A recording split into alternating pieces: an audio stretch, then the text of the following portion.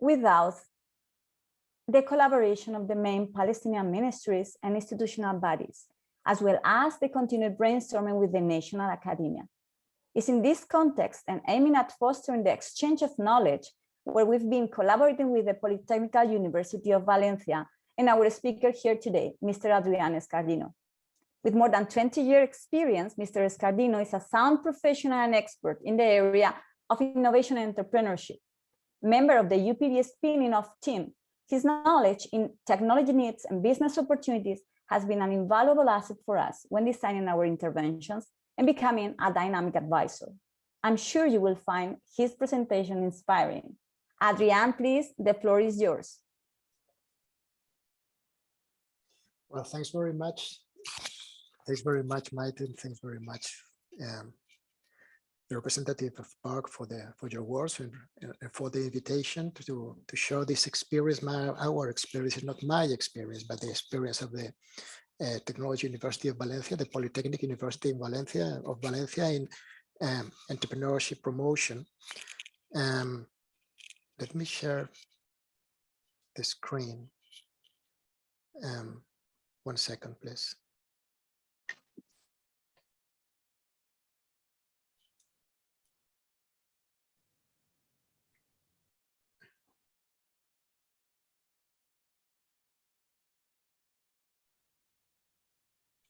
Everything is okay? Can you see this? Can you see the slide? Yes, yes, Adrián. Perfect. So thanks again to the Foundation for Social Promotion and also to PARC and to the government of Spain for providing the funds for this project. My presentation today is about, as explained, Maite, is about building university-based entrepreneurial and innovation ecosystems. University-based doesn't mean that we're promoting ecosystems that do not interact with the external environment, but actually ecosystems just actually works and just work in this a good interaction with this entrepreneurial environment at a local or regional or national level.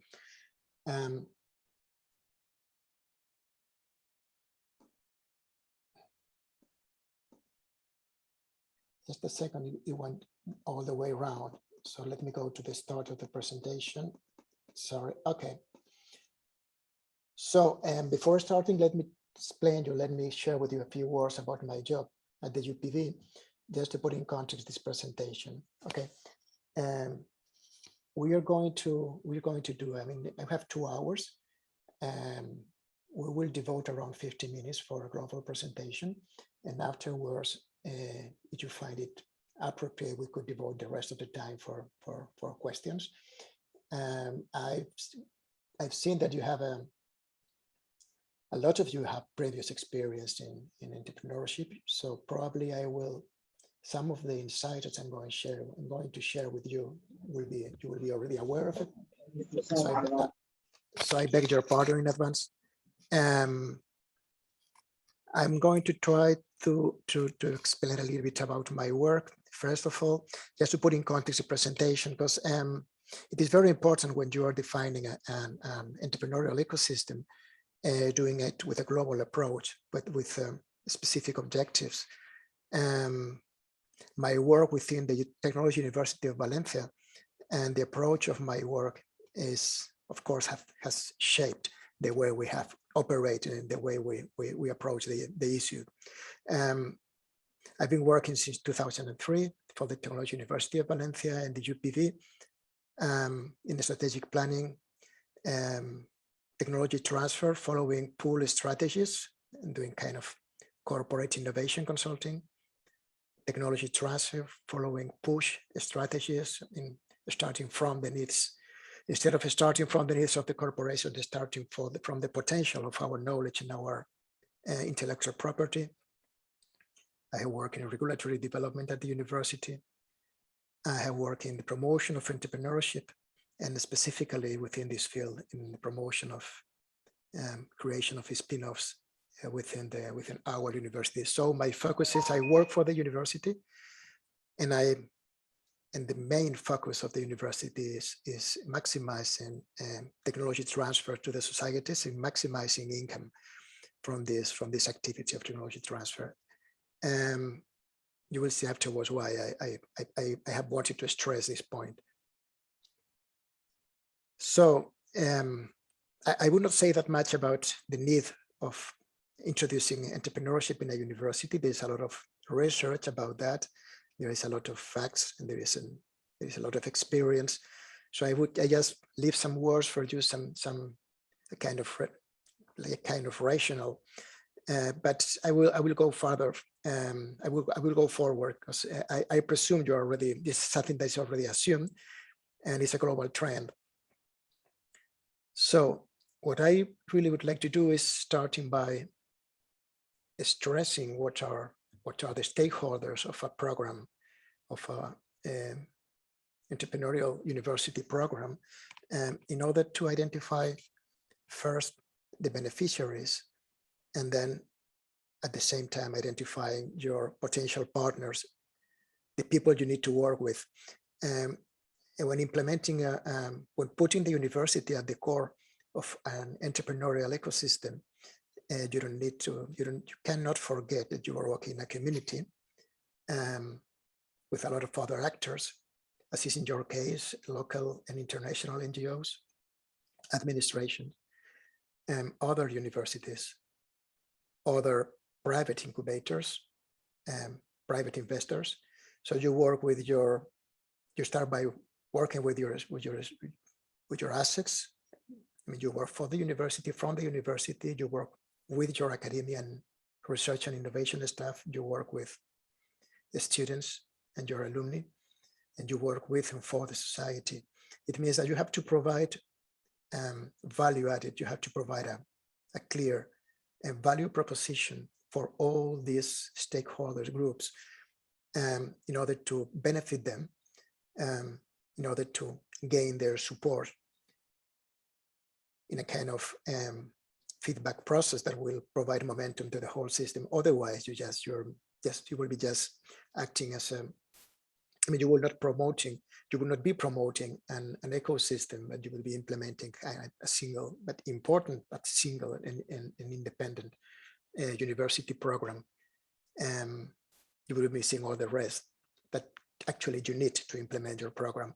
It's a kind of, you need everybody to be benefited, and you need to be everybody on board. So common evidence or about the success factors in the universities that are implementing entrepreneurial programs have been set by different research. There are some internal factors, external factors, and there are some of them that were in the background before starting the programs, and some of them that have been the results of their actions. So leading entrepreneurial universities share these common factors. Not all of them have all of these factors, but they have a puzzle, a fair combination of them. Having a high-class science and technology basis is very important. It's a very important asset, because it's the basis on which you will work to produce your spin-offs. It will be the basis of the competitive advantage of your spin-off, of your companies. Having a previous track on applied research is very important too, because the researchers that have been involved in these programs, they have already a very important market knowledge. They are aware of the needs of the industry. They are aware of the needs of the market. They have oriented their work to satisfy these needs. And they usually, the origin of their initiatives, of their ventures, is this very knowledge. So having this in a fair extent is important in order to have a successful program. This is a very important point, that is the leadership within the university. I mean, in order to You can set a program. There is one of the programs of the university, entrepreneurship program, but what is really important, what is really interesting is trying to transform the whole spirit of the university in order to, for them to become, for it to become an entrepreneurial institution. And for this, you need a strong leadership at the highest level in the university. Otherwise, it doesn't work. You need this consistent institutional entrepreneurship and innovation culture at all levels: academia, research and innovation staff, high-level managers, students. You need to develop an effective entrepreneurial and innovation strategy within your institution. You need to introduce that in the strategy, and not just as one of the objectives of the strategy, but as a main point in at the highest level in the mission of the university. And then you need commitment. It's a long process. You need to develop regulation. You need to develop instruments. You need to allocate resources. Having a powerful student-led community with an activity, entrepreneurship is very important. And leaving them do their work is also very important. Giving freedom to these guys to do their work, giving support to these guys to do this work is very important in order to take advantage of their energy and their initiatives. Having a robust relationship with external entrepreneurial and innovation community, with other incubators, other programs, is very important too, because you would benefit from their activities in a feedback way. So you need to work with investors, you need their capital.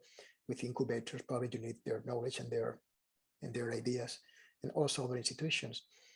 In the external side, you will need to, having, of course, good living conditions is important in order for your people to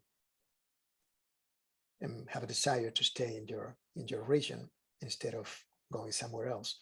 But even if this is the case, helping them to develop the skills to go work in somewhere else is also very important. It's also an option.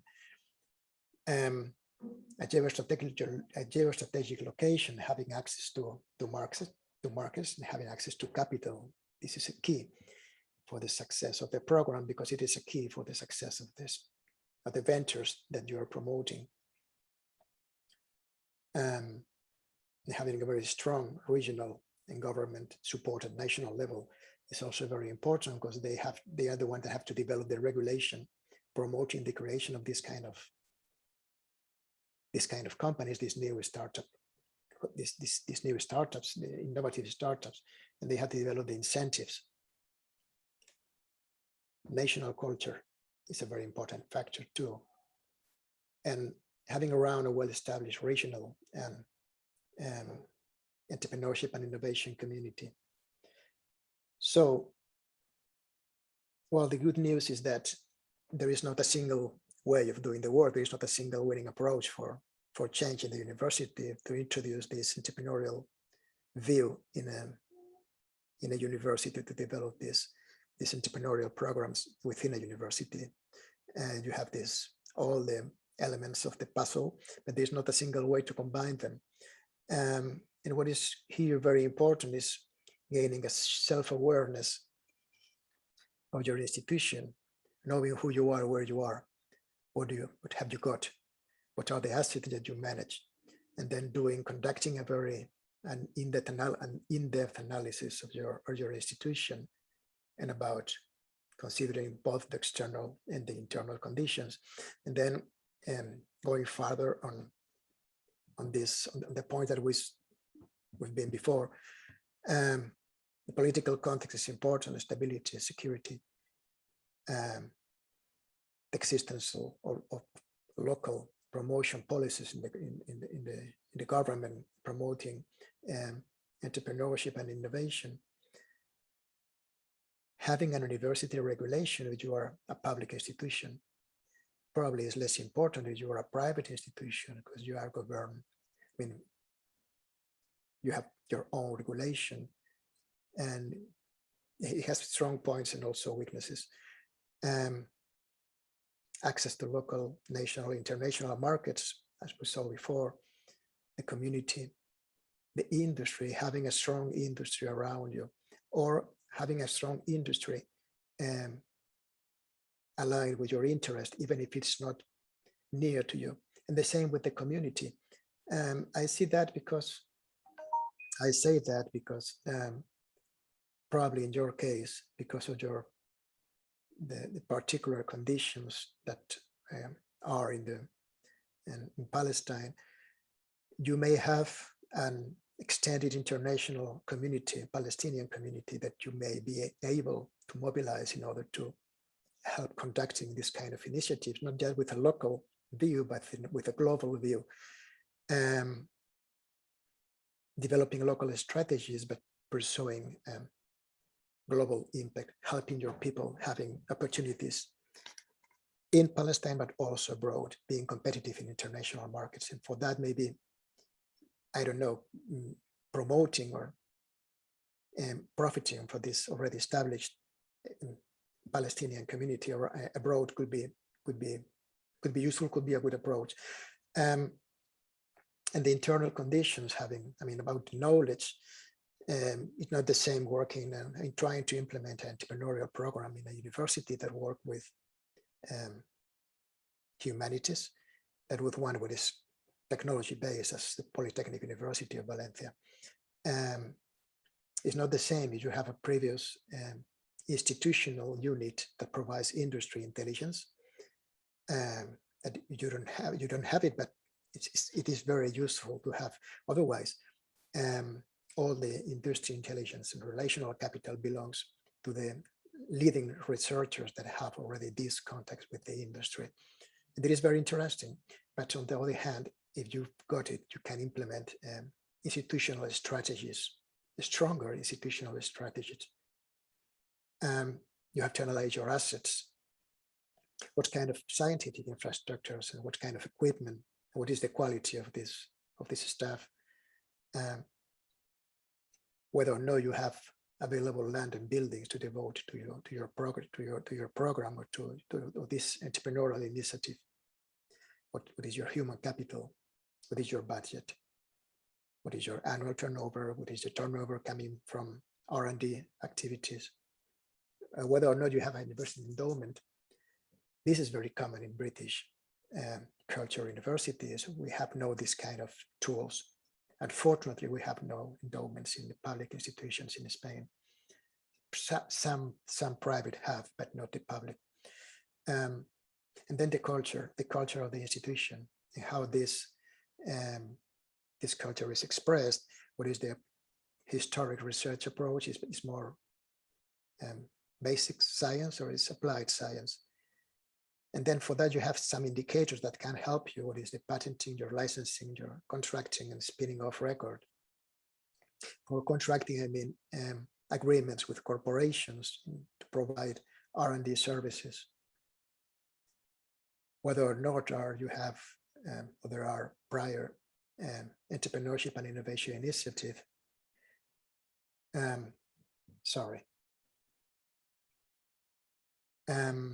there is a specific entrepreneurial innovation regulation, there are enough incentives to researchers. What is the implication of the industry in academic programs, in R&D programs? Are they helping defining? Are they part of the definition of the programs, of the academic programs of the university? You need these guys being involved. And to what extent you have previous student-led initiatives? Have you got a strong student community with initiatives that are designed and implemented by them? And then have you got this? What is your structure? What is the academic and research organization? What are your innovation management bodies? I mean, this is something that you have to, I would recommend you, if you want to, either if you want to start a new entrepreneurship program, or you want to put more strength, being stronger at your entrepreneurial system, I would recommend you to start by doing an exercise like that in order to define what can you do. And then defining your strategy, balance strategy, that bearing in mind that you have two main target population, that is absolutely different target populations with different needs, different expectations, different incentive structures, different motivations. You should define, if you want to reach both of them, you have to adapt your strategy in order to be able to satisfy their needs. You have the students and the alumni on the one hand, and then you have researchers, research and innovation staff and PhD students. They need different things. We have to offer them different solutions. And then there are three main blocks, three main building blocks in which you have to, with which you have to build your strategy. One is, three main objectives. One is that you need to engage the community, the internal community and the external community. You need to of course, as university and as if you are the owner of your intellectual property that has been developed within your university, you may want to maximize the benefits or the revenues from this for the commercialization of this intellectual property, and you need to ensure an optimal embedding of entrepreneurial and innovation strategy in the institution. This is not easy. It has to be reflected in the agenda and policies and the mission, as we saw before, the budget. All this has to be considered. And then there is a very important point, is there are two main models that you can follow. The first one is a bottom-up model, a community-led model, where you are more a facilitator and you just leave students and alumni associations to conduct the activities. Or you have a second model that is a top-down, led by the university, that works through the university structures, and that has to be designed in order to have a smooth entry into the pre-existing structure. Is not easy. Both models have their virtues and their weaknesses. That's why they need to, as far as possible, developing a balanced strategy. And then, you need to attract. In order to be able to attract the stakeholders and to being able to benefit all the stakeholders and attract their cooperation, you need to identify leaders. You need to identify and set good relationship with, or find somebody that have already this relationship, this network with the government. You need their money, you need their help, and you need their support. The industry, leading companies, leaders of the industry that will help you in your work. You need investors. You need leaders in the entrepreneurship and innovation community. You need prospective startup managers that want to work with your startup, with your spin-off companies. I will explain you why afterwards. Of course, you need a strong leadership and a strong commitment at the highest level in the university board. And you have to convince high-level university managers. I explained before, you have to ensure a smooth articulation of this new activity or of this change of vision in the university, in the pre-existing structure. Otherwise, instead of having people that will help you implementing this strategy, will find the stoppers. And it's very easy to get to this point if you do not consider this point properly. You need to convince research and innovation leaders, because they have the information, they have the knowledge you need for this second way of this second kind of companies or ventures that are the spin-offs, the ones that are mobilizing IP from the university, and so with the students, and so with alumni. So you need to manage interest and expectations, ambitions of all these people, or at least for a group of early adopters, of leaders of these different stakeholder groups. In addition to that, you need to understand what are the needs of your target population, what do they need, what can you offer to them, and what is the way their needs are changing along the value chain of their startup trip. It's not the same you work with the students, as I explained to you before. And probably that you work with researchers or research staff. The companies are different. Their background is different. Their motivation is different. And you have to adapt your marketing strategy, and you have to adapt your value proposition to each of them.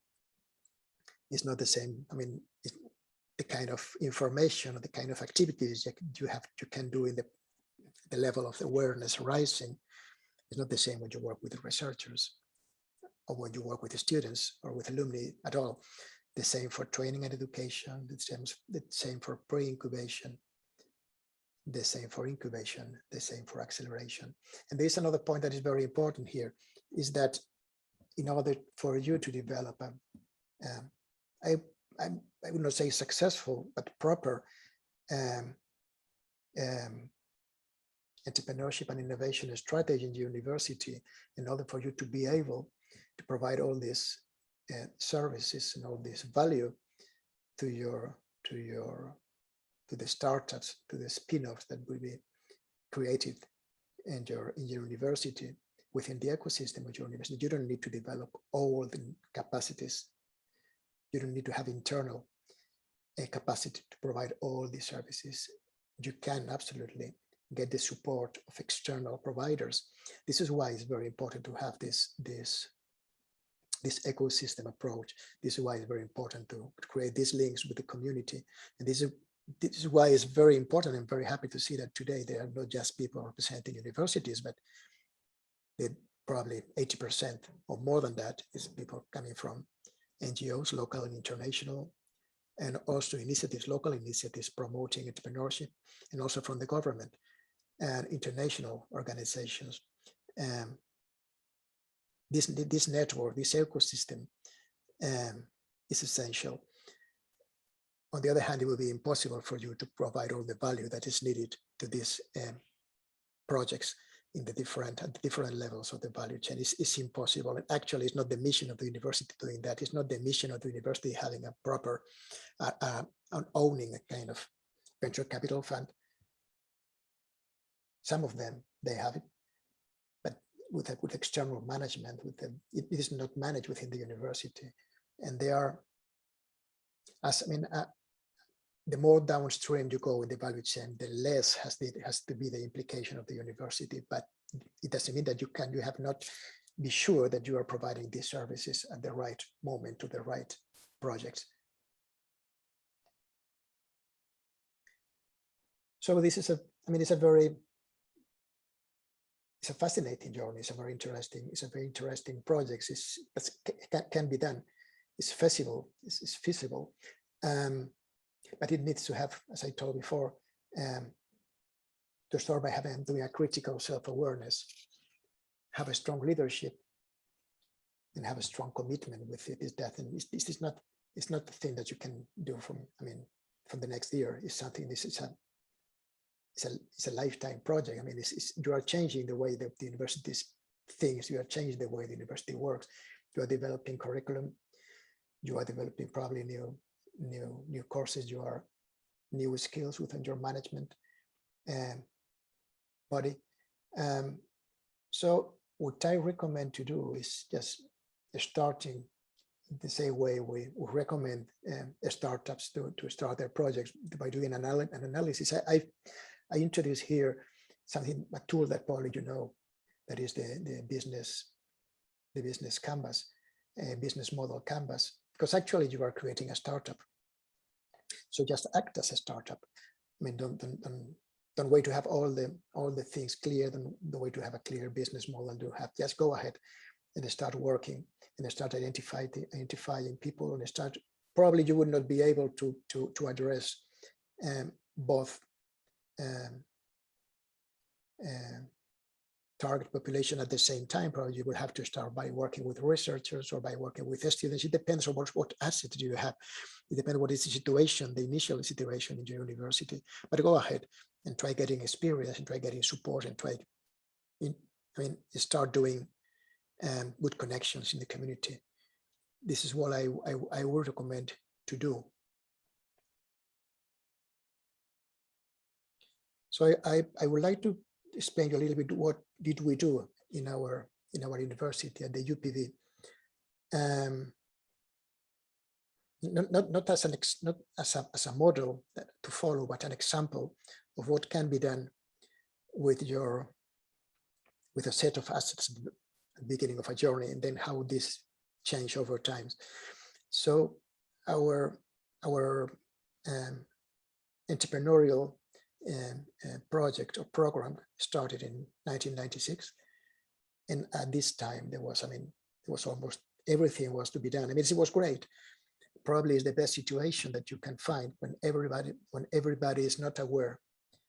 Almost everybody is unaware of the issue, and almost everything remains to be done, because you have a kind of field that is free to sit and to exploit. And it was the situation at this very time in 1996.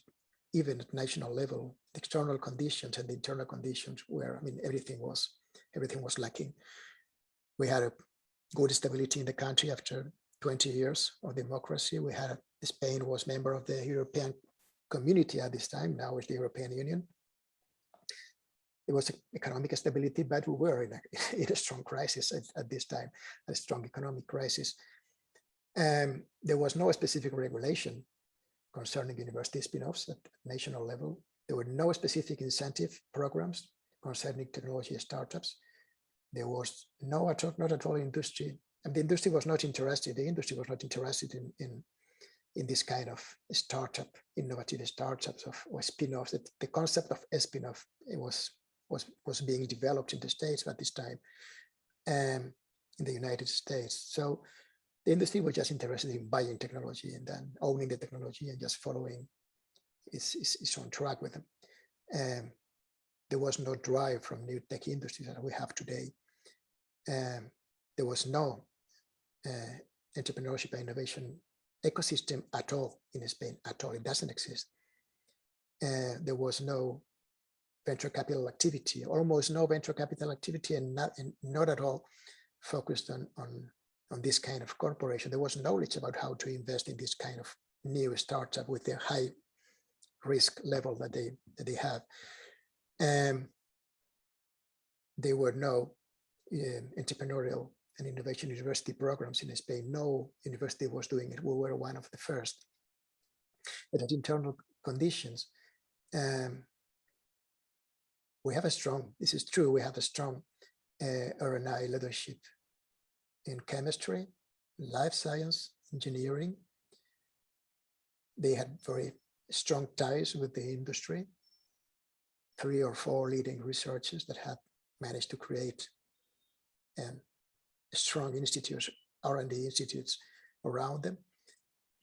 But we had no institutional industry intelligence and no relational capital. All the industry intelligence and all the relational capital belonged to them, to the leading researchers. They have some, around 30 R&I structures and 200 R&I groups, and 50,000 square meters devoted to research and innovation. And the good news is that we had a lot of land to use, 150,000 square meters to use. We have enough human capital. We had no specific budget, and we have a culture where everything remained to be done. Just 40% of the faculty conducting research and innovation. The rest just doing teaching work. We had a limited licensing activity. We had no spin-off record, no prior M&I initiatives. E&I initiatives, entrepreneurship and innovation initiatives, no specific entrepreneurship and innovation internal regulation. There were a good set of incentives to researchers related to the share of the royalties coming from the license of their intellectual property. But it was all. There were limited student-led initiatives, limited industry internship activity, no industry involvement in academia programs at all. We had a technology transfer office and a germ of a technology transfer office, but not E&I strategy, no specific E&I structure. It's written M, but it's E actually, sorry. Then, since then, the scenario, internal and external scenario has changed a lot, has improved dramatically actually, both at national level, at local level, and also in our in the UPV itself. We have a strong leadership in more areas, not just in chemistry and engineering as we had before, but also in lab sciences and GCIs. We have institutional industry intelligence. We have our tech transfer office has developed very interesting programs to reach directly the corporations, to establish conversations with them and to help them identifying good opportunities to cooperation within the university. This provides relational capital and this provides industry intelligence that is very useful to support the entrepreneurship initiatives. We have increased our R&D structures to 80 big structures in 300 groups.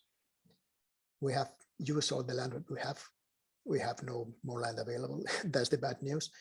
And around 2,000 square meters devoted to E&I. Once again, it's E&I, sorry. We have almost double our faculty and our students and our researchers. You have more than double the annual turnover from research and innovation.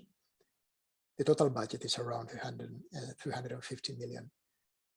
50 million is just coming from 50 million euros coming from research and innovation activities. We have almost double the number of faculty conducting actually research. We have 300 patents portfolio, more than 800 startups created, more than 15 spin-offs have been developed. We have a specific E&I internal regulation, specific E&I incentive to researchers. We have a specific E&I student-led program and a specific E&I curriculum masters, entrepreneurship and innovation. We have masters, we have undergrad courses, we have short programs. We have more than 9,000 industry internships per year conducted by our students, both undergrad and master's students. And we have more than 60 industry chairs, but all of these provide us a lot of, the change is radical. We have good connections with corporations. We have this industry involved in our life, cooperating with us in developing. And for this, you have to promote this cooperation, but you have also to allow them to get in. You have allow these people to get into your structure and to provide ideas, and they are to gain from this cooperation. This is possible. And in the structure, we have two separate, and this is a very interesting point. I will go afterwards. We'll go back to it afterwards. We have a startup and a spin-off program that is run by the Tech Transfer Office in addressing mainly researchers and PhD students. And we have another one that is devoted specifically to students. And entrepreneurship and innovation is in the UPV at the strategy of the UPV at all levels, starting by the mission and then going down from there to all activities, all objectives, all activities, allocated resources. So the fact of pursuing entrepreneurial university is something that is well articulated in the strategy, and as a consequence is getting stronger in the culture.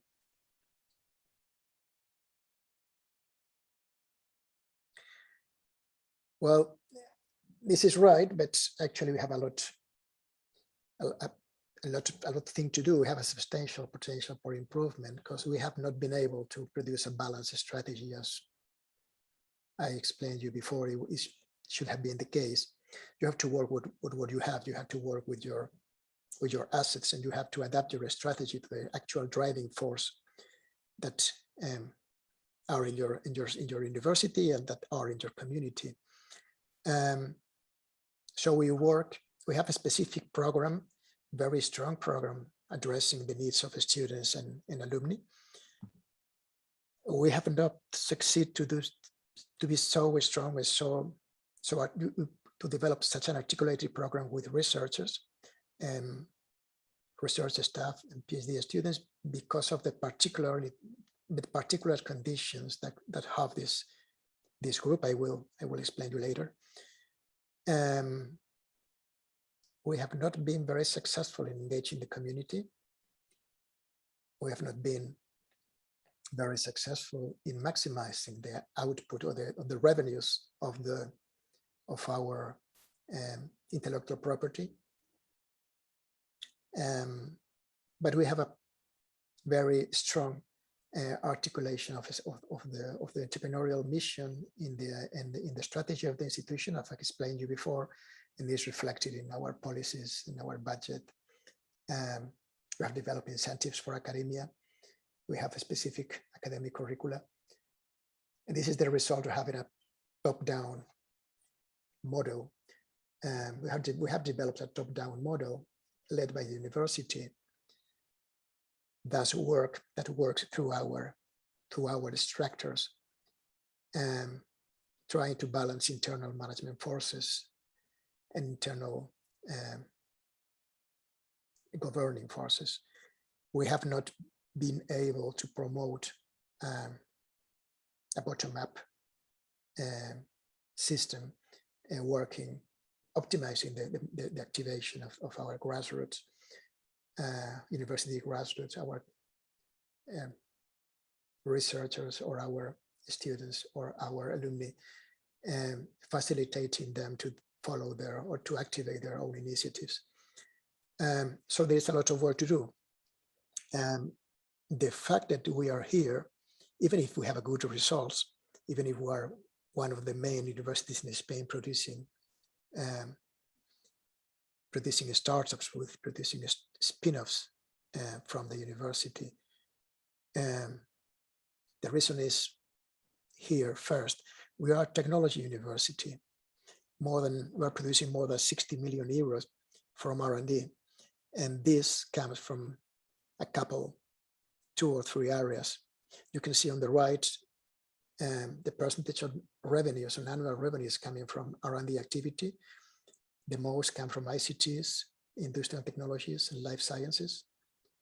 You have on the left side the importance, the relative weight of these sectors in the academic activity of the university, and it's not the same. So sometimes it's different for the ones that are not involved that get not that much benefit from the R&I activities, to understand policies that promote these activities and that go further, promoting private ventures related to them. So this is a weakness of the system. This is not easy to manage this. It's a stopping force of the transformation. On the other hand, in all public universities in Spain, teaching and research staff are, let's say, free citizens, independent, political, sorry for the mistake, structures. They have academic freedom, they have research freedom, they have exclusive dedication, but they can provide, they are free to provide research and innovation services to corporations and public entities. They do through the university, but actually they benefit from the revenues coming from these activities. So they are free. The university owns the IP produced by the researchers, but they have a lot of influence on how this IP is licensed. They have freedom of association, and they have free to promote university R&I structures. Well, actually, they are free citizens in an independent state where they can follow their own initiatives with no hierarchy at all, unless they are within an R&I structure, and then they have to follow the lead of the leader of this structure. Leading researchers generate the most R&I income of the university. Leading researchers attract resources, attract other faculty members, generate new research staff jobs, and create the R&I structures. In addition to that, they have or because of that, they are the political leaders of the university, and they have a great capacity to influence the system, because the Spanish public universities are independent political systems, and they are elected. The government are elected by their staff. So actually, it is very complex to implement a policy that is not, that leaves no absolute freedom for them to do what they are free to do. And the only thing you can do is providing them services as soon as possible in the value chain, in order for them to understand that you are useful, and they would like to work with you as far as you are useful for them. But it's very tough to implement a structure that you can implement when you are addressing students and alumni, because the situation is absolutely different. And in addition to that, they are free to take shares and to promote private ventures. So actually, the only thing the university could do is helping them if they want to be helped. And this is a challenge, offering good quality services for them to work with you, and activating early projects, working upstream in the startup value chain in order to provide the information, the motivation that increases the number of actual startup projects that are initiated every year. When actually that's all. I'm not sure if it is worth devoting time to this. That is the regulation governing the participation of research. We can go back to that afterwards if you find it necessary, but let me go to the next one. So because of this situation that I explained you in this slide, we have managed to do this. And we have developed a bunch of services to students and to researchers along the startup value chain. There are a lot of interesting improvement opportunities for both target populations. We are stronger downstream, we are weaker.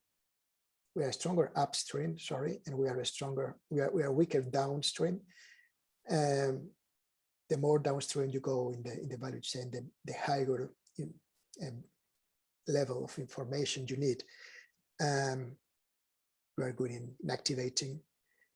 We are good mostly with students. We are good in providing training and education, mostly with the students. We are good in the pre-incubation part, providing resources through proof of concept when you work with the researchers. That is very important in this stage.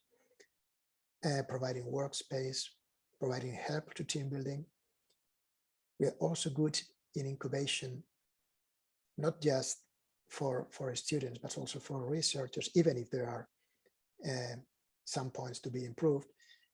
The difference between the kind of services offered to one target population and to the other is, the reason is that we have two different units, one leading mainly with researchers, that is the technology transfer unit, and the other one leading mainly with students.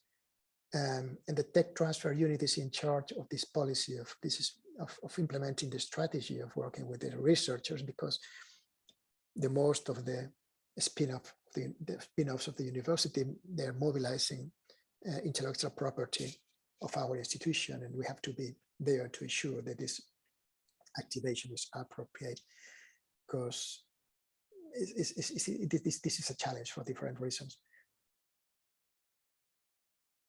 So there are recent developments that we are introducing in the system in order to have a more balanced model, but there's still room for more ambitious initiatives. But this is a project that is always being improved, getting more initiatives, more contacts, more. Regarding the commercialization of IP, regarding the work with our researchers, we have a stronger knowledge and IP commercialization system. It means that we have better and stronger contact with the industry. We can translate all this information better to our researchers in order to help them orienting their products and the products of the product development in their startups. We have a stronger proof of concept program, so they can go further in the TRL value chain. Also, they can bring it closer to the market. We have a stronger new venture building program. We go upstream, and we don't wait for them to have the team already done, to have the business model already produced. We try to activate that before. Of course, the failure rate will increase, probably will be increased by a number of 10, but also the number of companies will increase probably by it will be double. We expect that to double. And we are trying to engage better our community with a CEO in residence program. We are establishing a crowdfunding system for UPV spin-offs and UPV startups that address the UPV community. We have conducted something very important. There is an operative fusion of all UPV and ENI, UPV entrepreneurship and innovation units in order to be more efficient. There's something relatively new that comes from the last year and a half, and it's already producing good results. And this is a new pre-incubation program addressing PhD students. So the weaknesses we had that I explained you before, that we had difficulties to address the research and innovation staff and the PhD students, because we usually wait for them to have the project already designed to start working with them. We are trying to avoid, we're trying to go upstream and then introducing this inspiration in much more people in order to have much more projects, and in order also to orientate their R&D to have good, better intellectual property, better knowledge to start better ventures. So unfortunately, we still have a strong top-down model. I hardly see a solution for this model A, bottom-up model, leaving room for the community-led initiatives, because there's a matter of resources and a matter of integration in this structure that I described you before. But it is feasible, but it will need further changes in the system. Well, I think this is all. There were 50 minutes, we did 45. This is a change. I do not know if do you want to keep the presentation? Yes, there are any questions that you need, we can just close it down and then having a rest of, having a break of 5 to 10 minutes and then going back with your questions. What do you think about Gemma? Maite? I agree. I mean, it's necessary to have a little bit of time to digest all this valuable information. So I think that all colleagues would agree on that, right? 5-10 minutes would be okay. Yeah. We agree. 5-10 minutes, then we can come back to the discussion. Thank you then. Thank you very much. Thank you. 10 minutes coffee break, then the dinner. Yalla.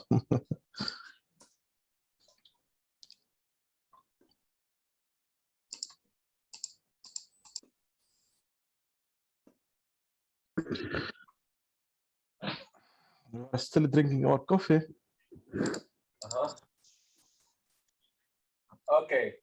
If we shall start, our colleague in the agro accelerator, Mr. Ashraf Taha, has like a small message or a question that he would like to present. Ashraf, please. Good evening. Is the voice heard well? Yes. Okay, thank you. Actually, I'm impressed for your presentation, and I would like to go to the slide 5. If it was between us, the slides, we can follow discussion. But I think here in Palestine, we adopt bottom to up, because the entrepreneur here in Palestine start some ideas here and there for some organization here and there from 2016.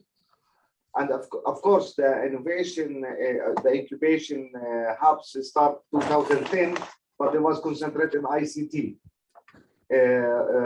We started in agriculture 2016, actually. We established something called Park Hub, under it, Agribusiness Accelerator and Agribusiness Incubator. And I follow what you mentioned for us, the value chain and the entrepreneur. But still, we miss a lot of things here in Palestine as a situation. As example, the laws and regulars, the ecosystem is weak. Industrial, there is no strong cooperations with the industrial or the companies here in Palestine to adopt these entrepreneurs to go to check up inside this industrial. We are very weak about investors. There is no, to be honest, there is no box for fund for even the entrepreneur to follow up and have funds to follow their ideas. Just adopt in the incubators, but they have fund to follow these entrepreneurs. The universities also they work hardly to develop their system about innovation. I think Dr. Hiba Faris with us, and she can, and Ali from BBU, he can also add something. But still, also new experience in that. My dream when I was in the university, if we used to have this in our university, my time study, I would love to use our labs to research for my ideas and the innovation ideas to create it, then go to the market. Until now, we're still negotiation with the universities that please let the student who the last year in the university to start his business idea, not just thesis, if he would to create jobs for himself, because we have 500,000 students graduated unemployment in Palestine, and there is no jobs even, so they must go to the ideation and they create their own business by following from the last summer in the university to create their own ideas and their jobs. This is my small intervention, and I hope our colleagues to participate with me. And we try sooner, to be honest, to make linkage between us as incubator accelerator in Palestine. We make network with Music University, with others through Switchmate. And now we have in our agribusiness accelerator, we have pool of experts, we have pool of mentors, and trainers. We try to create and help this ecosystem. We have just a year ago Minister of Innovation and empowering entrepreneur and empowering, but until now the ecosystem very weak, not give us, let's say, the power to establish or to see the system how it's work. Until now there is no law for startups in Palestine. The ecosystem is still weak. And thank you. Yeah, thank you very much. I would like, maybe you want to moderate this this part of the presentation, Maite, or do you want me to do it? Okay, I will be handling the moderation. I will be handling the moderation of this part. Mr. Adrian, you can comment on Ashraf's intervention before we take our next intervention. Okay, well, I was expecting to have this kind of feedback from you. Well, actually, when I was preparing this, I have to say that before working, before doing what I am doing since 2003, I was working in projects around the world with the European Commission. I also cooperated with the Foundation on Social Promotion. I don't remember the year, but it was a couple of years ago, I think. Yeah, I am aware of the difficulties of designing and implementing projects in complex situations where there's a scarcity of resources. I mean, when I talk about resources, I mean about not just, economic resources, but also the access to markets or complex security situations. And I was preparing this presentation. I was thinking about, trying to translate a message that doesn't look me see as a kind of frivolous message. Look, this is tough. We are not in Silicon Valley, neither in Valencia. And of course, you are not. You're not. You are not based in London. You are not based in Singapore. It's difficult to do things when you don't have complex situation that you have, as I am aware you have in Palestine. But it doesn't mean that you cannot do things. You know what you have and you know what you are lacking. I'm sure there are things to be done and interesting initiatives to activate. I really would like to offer our cooperation from Valencia to implement whatever action you feel like could be useful.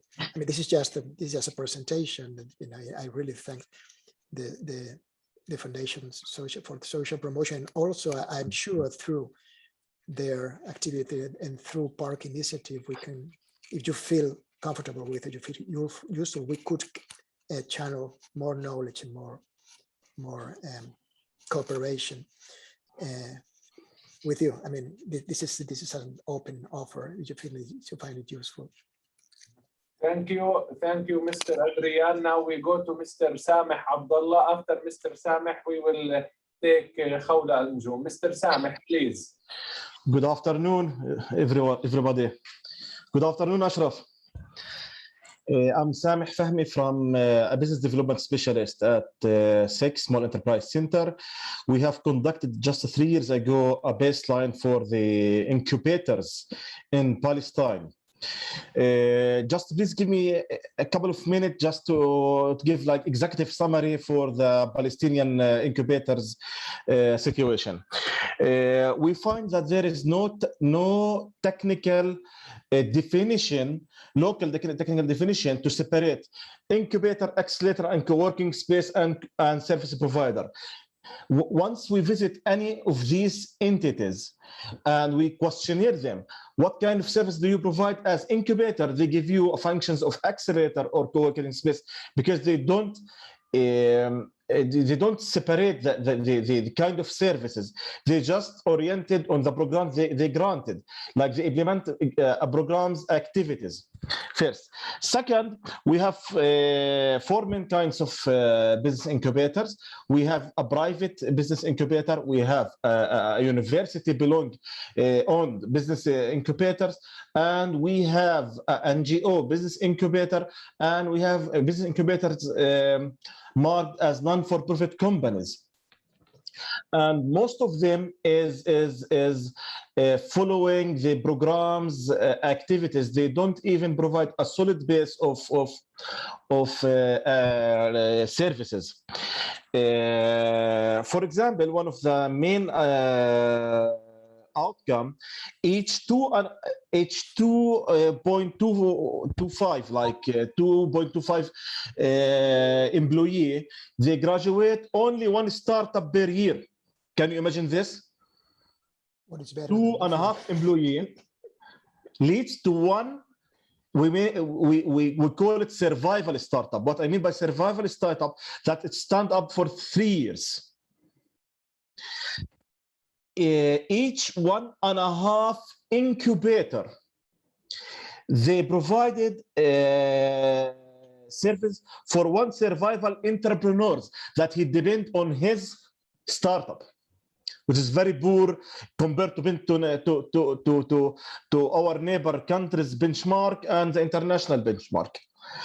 The most the most efficient incubators was the ICT, followed by the agro business accelerator, which is belonged to Park, while other incubator wasn't that efficient.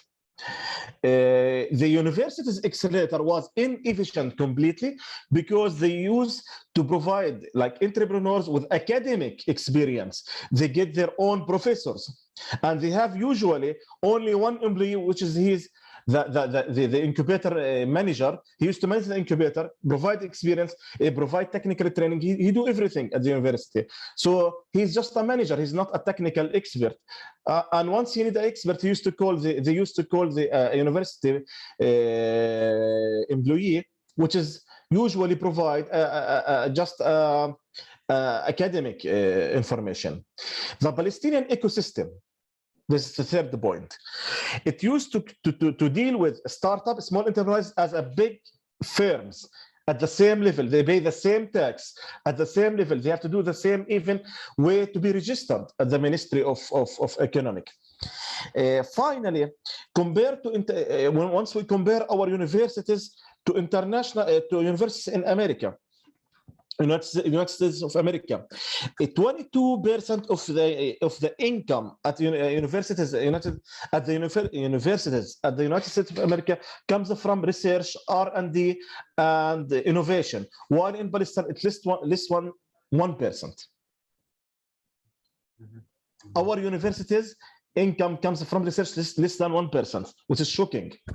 Finally, the technical experience at the Palestinian incubators it's very poor because most of incubators consist from less than 2 persons as full-time, while 10 as part-time, but they are not exist the part-time. They call them on projects based, and they used to be like coach on project based. So it's very, it's not, we can't rely on this structure to provide a professional service for incubated entrepreneurs. What kind of outcome we are expecting while there's a very poor technical service provided? And thank you. That's everything. Thank you, Sameh. Thank you, Sameh. Mr. Adrian, you would like to comment on Sameh's intervention? I think that you mentioned that there is a lot of a very dynamic ecosystem that is being developed, probably starting in 2016. If I didn't get wrong the date, but this is something very interesting. Of course, a lot of these incubators will fail. I mean, when you think in terms of venture capital investor, and you think that probably 10% of the companies will provide you some interesting, will succeed. 1 on 10, each incubator is a startup, and 1 on 10. If one on 10 succeed, is a good number. And there are a lot of people thinking, working, and a lot of energy that's being developed. And of course, regarding your comment about the universities, we have this problem. We are used to think that the kind of services that have to be, we are used to put our academic knowledge into this. We are used to think that the academic knowledge is the one that is useful to develop startups, but this is not the case. You need to introduce, you need to be flexible and to introduce outsiders, non-professor, non-academic, non-researchers, people that are used to work and to fight to keep corporations alive. That's why it's very interesting and very important to this fusion between the external ecosystem and the internal ecosystem of a university, because you can get the best of both worlds. And on the other hand, you were mentioning a lot of incubators. I think I can imagine what is the business model of this incubator. I would like to know what are these models, because you cannot be burning money forever without getting results and with getting output from the companies that you are incubating. Yeah, that's my point. Okay, thank you. Khawla, لو سمحتي, please. The floor is yours. Thank you so much. It's a very interesting presentation, actually, and very interesting information. Just I want to ask Dr. Adrian if what's his opinion on the contribution of the entrepreneur in the startup, because we as a FAO, we are starting our project, or we have a project on entrepreneurship with partnership with universities, and I think it was a very successful experience with them. They are very committed. They are very, let's say, aware about what they are doing. True, it is important to distinguish between academic and startup, and this is very important because the academic background always influence the interaction and influence the implementation of these technical advices and follow-up and monitoring for sure. But I want to know about your opinion in the contribution, because we as FAO, we try to put a contribution from the side of the entrepreneur, like 20% at least, and we provided 80% for them.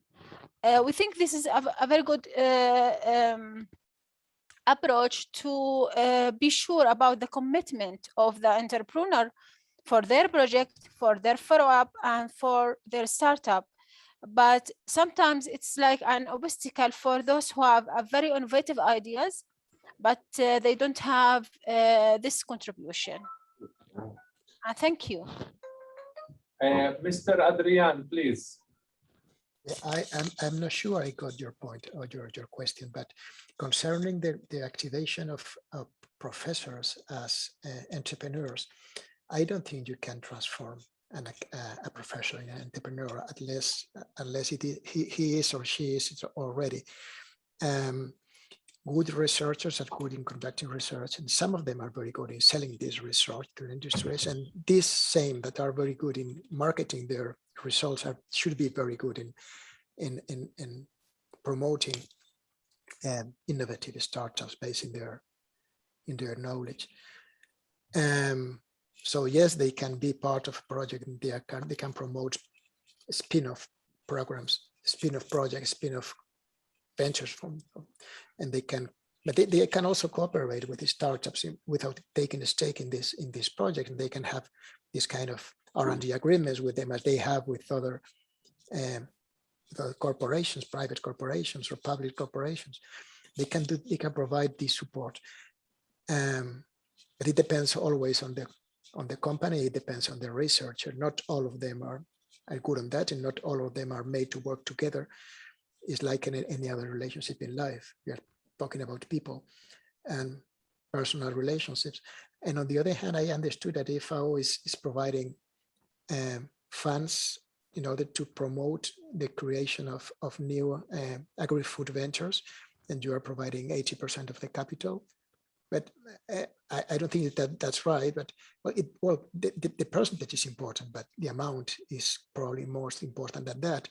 And the amount, not in global terms, but related to the amount that is needed to launch a specific program or a specific initiative, and the amount that is needed and the time that is needed to launch a startup, an innovative startup in ICTs, for instance, run by students or by alumni that just need probably time to develop software or develop solutions, easy solutions, is not the same.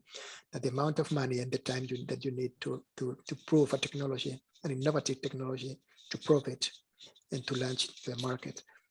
So I'm sure you are considering that. I don't know what is your target population, but the needs they are absolutely different. They have nothing at all to do. Yeah, sure. Actually, it's differ from one to another, from startup to another, and even in the agri-food, we always, of course, we supported the agri-food entrepreneurs, but even in the agri-food, we have the IT, we have new technologies, we have greenhouses, and it's different from one project to another, and also the time frame, the budget itself, and even the contribution different from one to another. But this is, yeah, for sure. Okay. Thank you, Khawda. Now, before taking Mr. Nader Hremat, I would like just to remind everybody so that we can organize this session. Anyone who has a question or intervention may raise a hand, please, so that we can get him like a role. Mr. Nader, please. Good afternoon, everybody. First of all, we would like to thank our colleagues in BARC for this opportunity. I think this conference or meeting is very important, and this sector or subsector really needs to be studied more and revised and analyzed, and to learn from our colleagues or partners in the University of Valencia is very important. As you mentioned, Dr. Adrian, it's an example for us to learn, because we are a developing country. We cannot say that we can adopt this system or model as it is, but we can learn a lot from your experience. I know that from our position and status in Palestine, things are not organized. And as you see, even from our contribution in this discussion, each one has his vision, his approach in the modality of in business development hubs. And this is, I think, really we need to organize this sector to think how to bring all these resources together in order to improve the impact, increase it, and sustain it. And if we talk about hubs in Palestine, as Mr. Sameh mentioned, there is a lot, but with the minimal impact. And as NGOs also, whether local or UN agencies or international, we are looking for just a project-based approach. That means by the end of the project, we say bye-bye. There is no sustainability in building the system, organize the system, and starting with a good management system for this approach. If, as you mentioned, we have to start working from the university curricula itself, improving the education and the context. Yani, if we would like to ask new graduates to think about entrepreneurs, innovation, but if they have a classic approach in education, they have no clue about business, engagement of different sectors, talk about smart agriculture, understanding sustainable development goals, climate change, green approach, innovation. So without these things that he can broaden his way of thinking, linking his knowledge with other colleagues from other faculties. So I think without that, we cannot reach the success in this approach. The issue now, I think we have to, as you mentioned, to make like crowdfunding, not thinking about individual funding, and crowd approach, a strategic approach to develop a mechanism. Yani, I think now this project is a milestone in starting this approach to organize all interested organizations in this field, whether and to engage private sector, government, universities, and NGOs. This work together in order to understand, as you mentioned, to become market drive, understanding available knowledge, improve it, and sustain the develop goals for us. Because when we are talking about, supporting, funding, but this is in cases, we are not talking about system. And if this hub become like self-independent and it can, self-dependent and can develop its strategy, its mechanisms of funding and linkages with all these stakeholders, then we can make a pressure on the government in order to give more fund for research and development, more fund for such hubs to adopt these new graduates, so we can have some budget from the government, some budget from private sector. We have not always thinking about donors and added value, but we have to build our own system. I think by that we can start the system. So my question, dear Adrian, from where we have to start? Where the success is starting for Palestinian case? You know, we have a lot of challenges, but we have to start from what is smart approach, a smart starting up. And thank you. Adrian, please. Yeah, thank you, Nader. Your name is Nader or is Hrimat? No, it's Nader. Nader. Hrimat is the family name. Okay, yes, sorry. correct. Okay, thank you, Nader. Well, the question is, I mean, I absolutely agree with everything you stated. Absolutely agree with everything with that. The point is, I cannot give you the formula, but I think that the starting point cannot be having the money, and of course, it cannot be having access to donors' money, because as you say, if you think in terms of project, when the project is sent. When the money is, the project is sent, and there's a cut in funding, then the projects can end. I think the starting point is the will to do it. You're starting to do things with the things you have. And then, of course, trying to look, having a strategy and looking for funds to implement this strategy. You think in terms of a strategy, in terms of a roadmap. You can define activities and budget that is needed for this activity, and you look for these sources of fund that can be private, that can be donors, that can be the government. The more you have, the faster you can do, and the less you have, the less you can run. But thinking in terms of projects, because I say that because in Spain, for instance, when we are working, I work with spin-offs, with university spin-offs. These guys are used to work as researchers in terms of projects. They are used to get funding for their projects, and they are very successful in that. But once they create the company, they usually keep on thinking in the same way, thinking in terms of projects. I create a R&D company, so I can get, I have access to R&D resources for these kind of companies. So they do a project, and then they get the money and they implement the project. And then I want to do something else for my product, and I want to implement a little bit more of my service. And they keep on thinking on projects, getting money for projects. They do never reach the market, because any project, sometimes when you think in terms of project, when I was working in Cambodia, it was very funny, because we work with rural communities. Everybody was there. The commission was there. The FIO was there. The World Food Program was there. Which one would their preferences? And we implemented something that was starting at this point, that was the participatory rural appraisal of needs.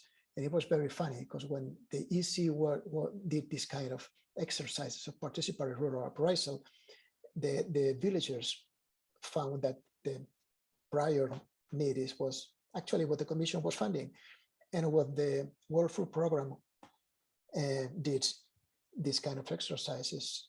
Well, the villagers decided that the priority was actually what the World Food Program was funding, and the same with the FAO, the same with the Dutch cooperation. And actually, you are losing direction, but you cannot work in these terms, even if it's normal to do it, because you need the money to keep running. But you have to think as a business. You have to think you have to have this sustainability approach, and you have to talk about all these issues that you just mentioned before. There is one point that I was talking with Gemma on Friday, and with Sergio, and is, look, I know a little bit of the situation in Palestine. If I was to run an incubator there, I will try to leverage first the local market, but I will try to start any project thinking in the international market straight, trying to find a way of doing things that I can sell abroad, and try to do things that I can get funding abroad. and trying to do things that I could eventually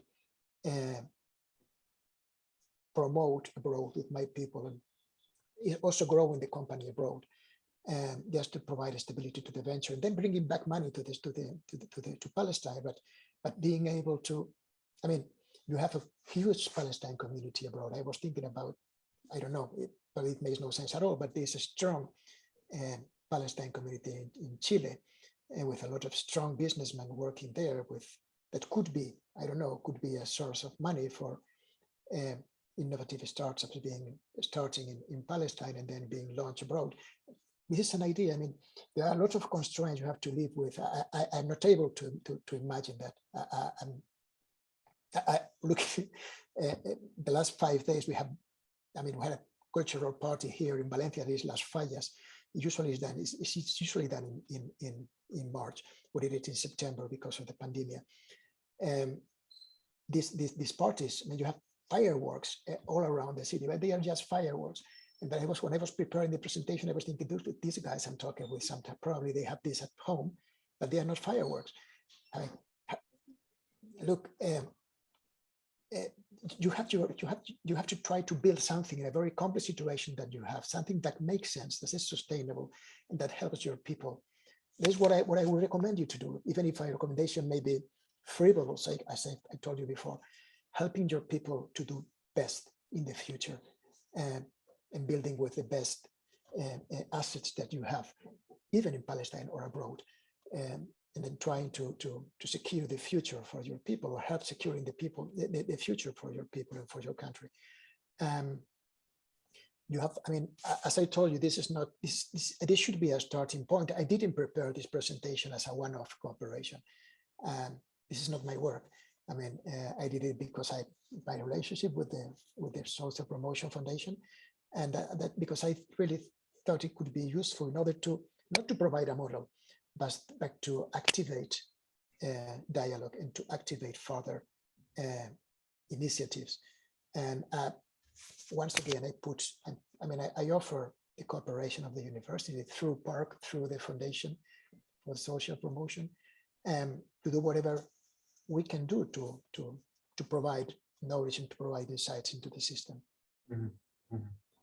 Okay, now we will have Ashraf, then Mighty, but before Ashraf, because you asked before, I would like to ask the professor one question.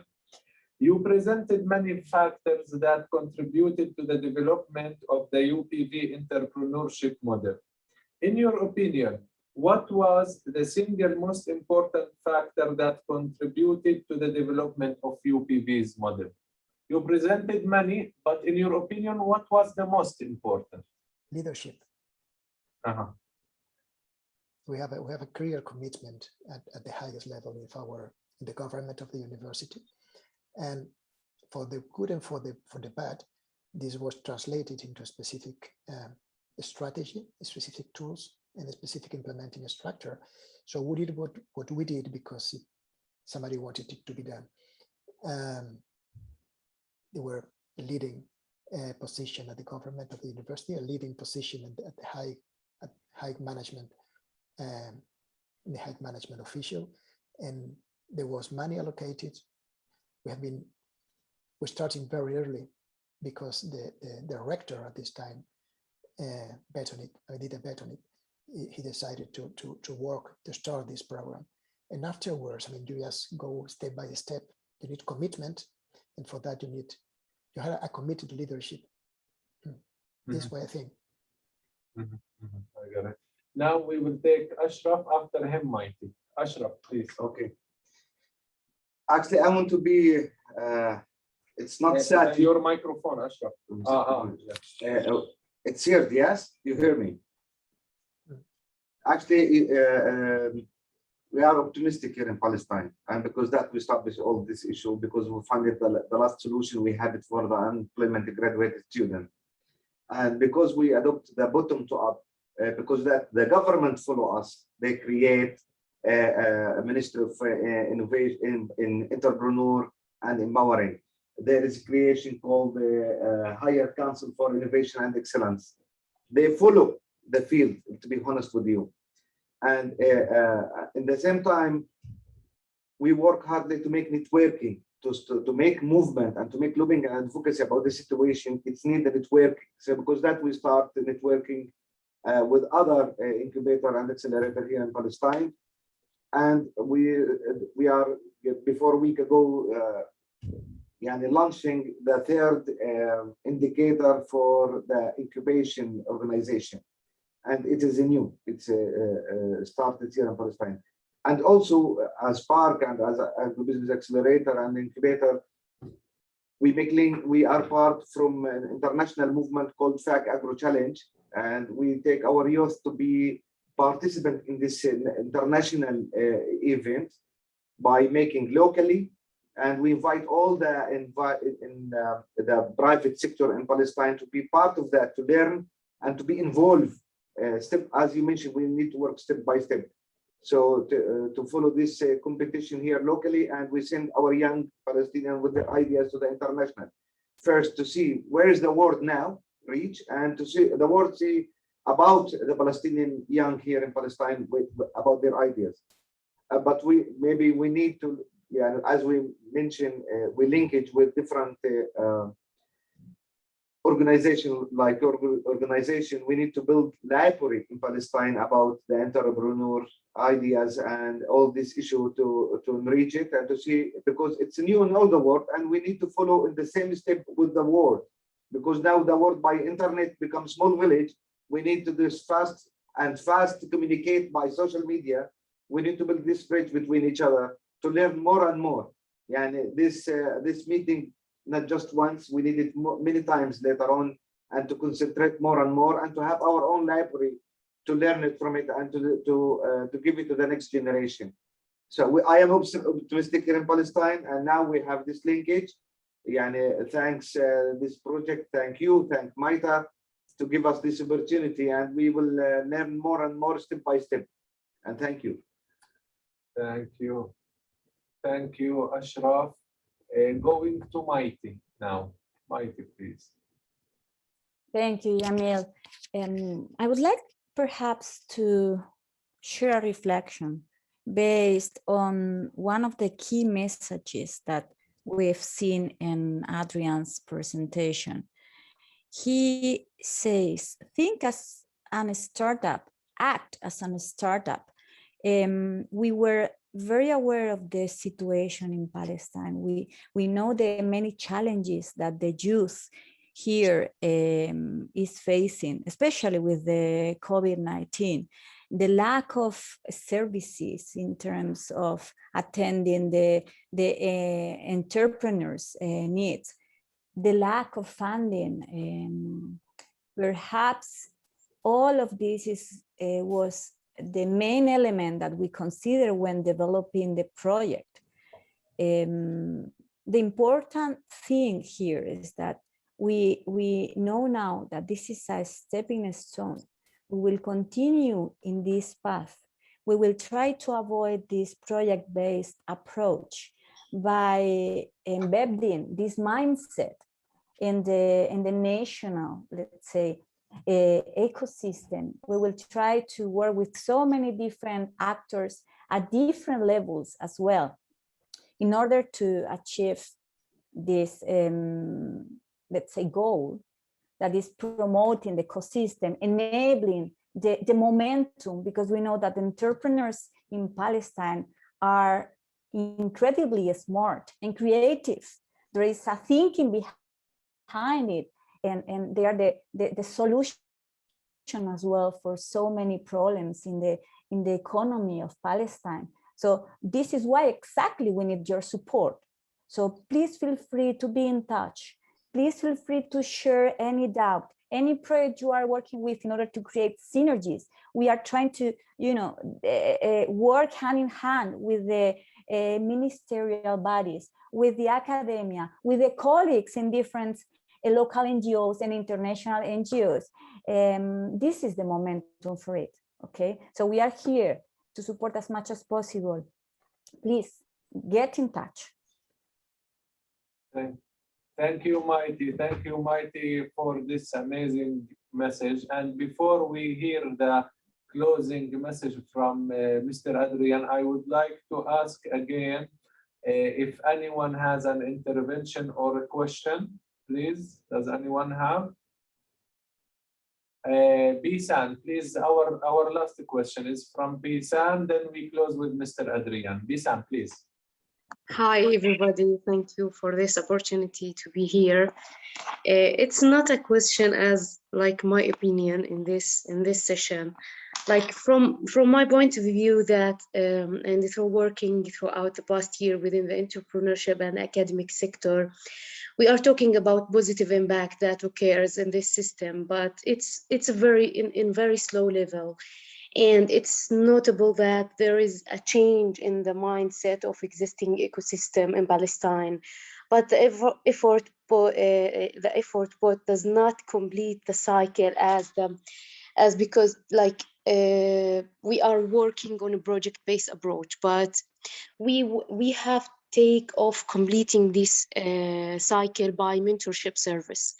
And for the agriculture sector should put more effort in engagement, the faculty of agriculture in each university here in West Bank and Gaza, in innovation-based project to enhance learning by doing approach. It's very important, like in the faculty of agriculture, to practice the student and make the intervention of academic staff to enhance the student mentality and the student effort by learning by doing approach that will enhance improving the student mindset to create such impact.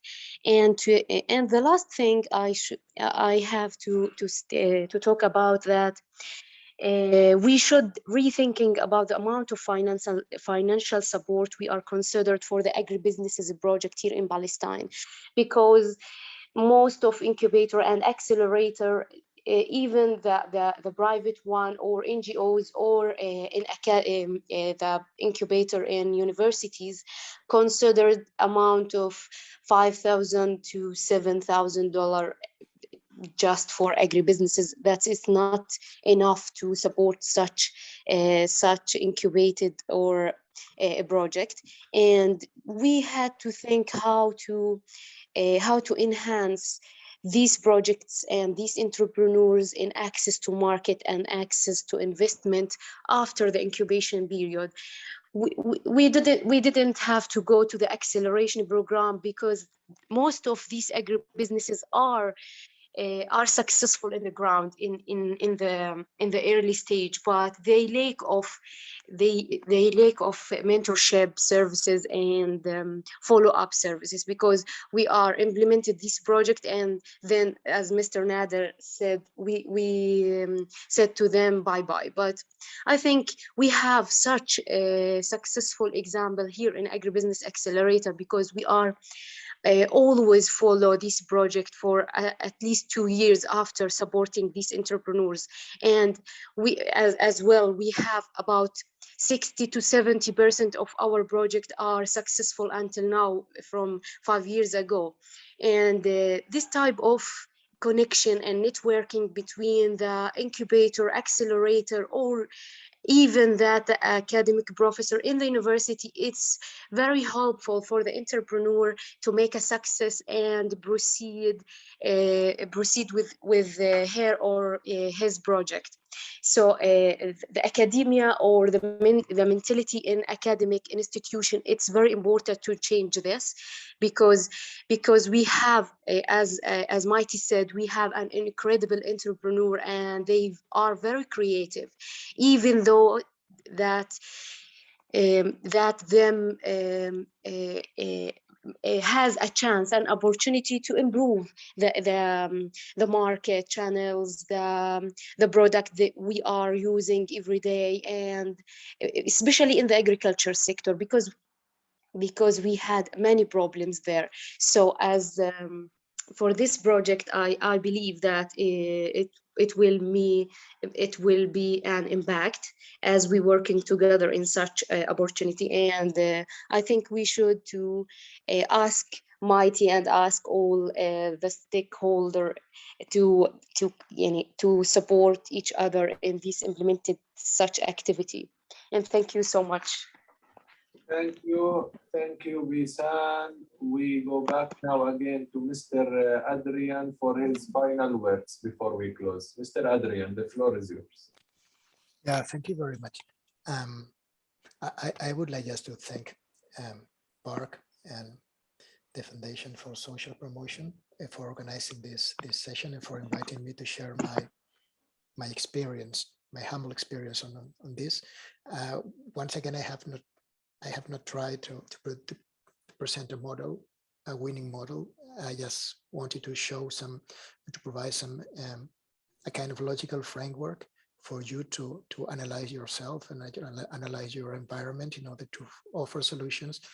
If there is something that I would like to add, it's like, I mean, it has been told before, things are going to change dramatically in the next years, in the next decade. There are huge challenges related to digital transformation of society, to the climate change. A lot of things have to be done. A lot of this energy, the transformation of the energy system, the transformation of the mobility system. I mean, a lot of new technologies had to enter the market. And there is room for a lot of new entrants with new technology that could offer solutions to these challenges. And there are opportunities everywhere in the world, and there are opportunities, and the opportunities that are useful in an area, probably they are in other areas. So these companies have to be creative, thinking globally. So just go ahead. I mean, you're doing a good work. I see a lot of people connected. Thank you very much for attending the presentation. I really hope it has been of any help to you.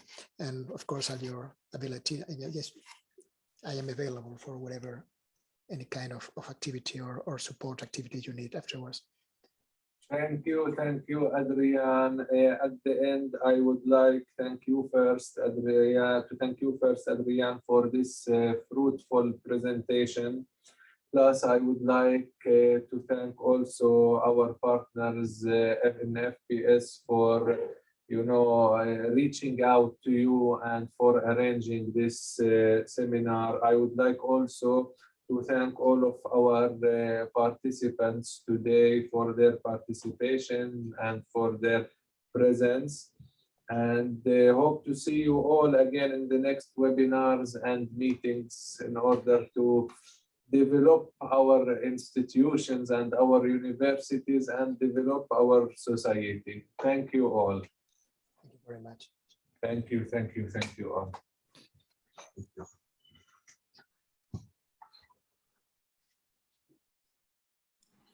Thanks so much, Emil, Adrian. It was really good to be with all of you. Thank you. Thank you all. Thanks all. Thank you all. See you. Thank Bye. you, Emma. Thank you. Bye. See you all.